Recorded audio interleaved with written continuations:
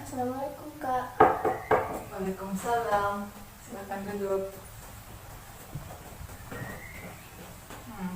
Bagaimana kabar tanya hari, Dek? Alhamdulillah baik Kak. Tadi sebelum kesini pelajaran apa kita pelajari? Belajar bahasa Inggris Kak. Oh ya, bagaimana pelajaran tak? Menyenangkan Ji? Ya Kak, menyenangkan. Oh, menyenangkan Ji. Oke. Mungkin kan sudah tahu Miki maksud dan tujuan kita panggil kesini toh. Sebelumnya kan pernah Miki lakukan wawancara. Nah, dari hasil wawancara itu kayak dari hasil wawancara itu bahwa butuh dari permasalahan kita alami butuh konseling individu. Nah, sebelumnya pernah lakukan konseling? Belum pernah Bu Kak. Karena belum pernah, jadi sebelumnya akan dijelaskan dulu terkait dengan apa itu konseling. Jadi konseling itu adalah bantuan profesional yang diberikan oleh seorang konselor atau seorang guru BK kepada konseli, di mana konseli itu kita Dek dan konselornya adalah saya. Nah, adapun tujuan dari konseling ini yaitu membantu konseli dalam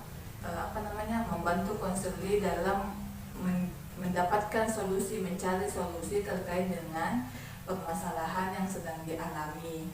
Nah, di dalam konseling juga itu ada dilandasi dengan asas yang pertama, yaitu salah satunya itu asas kerahasiaan, di mana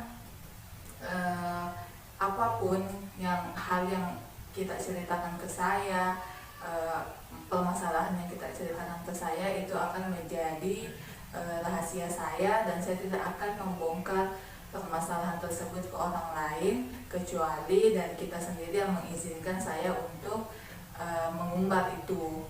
Dan juga asas yang kedua itu asas kesukarelaan, di mana kita sebagai konseli dengan sukarela datang ke sini untuk melakukan konseling tanpa ada paksaan dari siapapun. Gitu. Jadi sudah paham kita terkait dengan apa itu konseling? Ya Kak. Oke, sudah. Karena sudah kita pahami terkait dengan apa itu konseling, jadi saya mau sampaikan terkait dengan waktu. Jadi selama konseling ini kita akan menggunakan waktu sekitar 35 menit. Jadi karena adanya waktu yang singkat ini, maka kita akan menggunakan waktu sebaik-baiknya, dan kita akan melakukan konseling yang benar-benar maksimal agar permasalahan yang sedang kita alami mendapatkan solusi. Oke, kan berdasarkan wawancara kita, saya ingin mengetahui lebih lanjut terkait dengan permasalahan yang kita alami. Bisa diceritakan lebih jelasnya, Dek? Jadi begini Kak, saya merasa gugup dan cemas Kak. Gugup dan tidak usah kayak cemas, Dek. Coba menceritakan lebih santai, ceritakan ke saya terkait dengan permasalahan yang kita alami.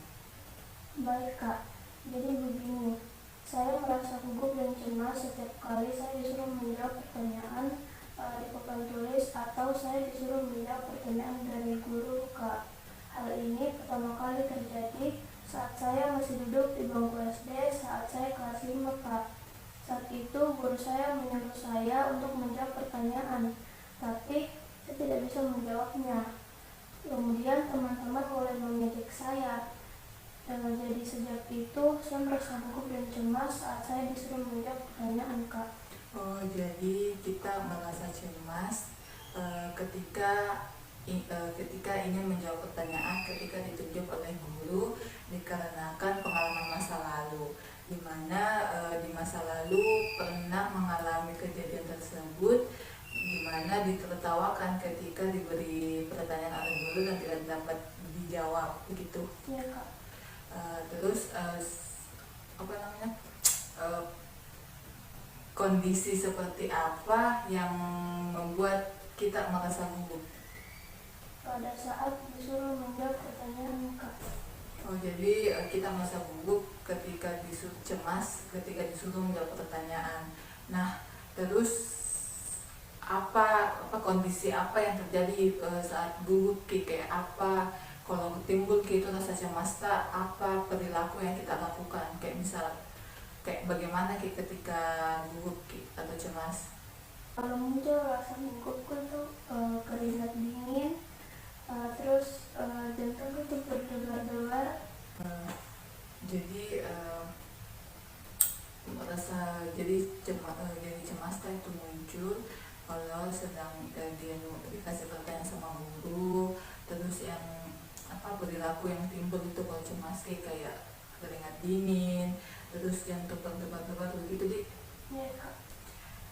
Jadi semua karena terkait dengan permasalahan yang kita ceritakan lagi lebih lanjut, semoga dengan konseling individu ini kita berharap rasa cemas yang kita alami itu dapat berkurang dan kita dapat mengontrol rasa cemas itu ketika itu muncul.